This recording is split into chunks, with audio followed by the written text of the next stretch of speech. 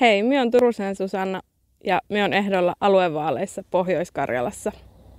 Minä olen lähtöisin Tuupovaarasta ja asun nykyisin perheeni kanssa Kontiolahden Lehmassa. Minulla on pitkä vaikuttajakokemus taustalla. Minä olen ollut koko minun nuoruuden ja nyt aikuisiän mukana kuntapolitiikassa. Ensin Joensuun nuorisovaltuustossa, myöhemmin sitten Keskusta nuorten toiminnassa ja nyt Keskustapuolueen toiminnassa.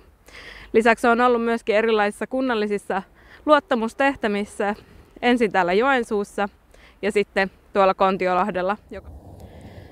Minä työskentelen tällä hetkellä Pohjois-Karjalan keskustalla ja olen sitä kautta päässyt tekemään paljon yhteistyötä meidän aluevaltuustoryhmän kanssa.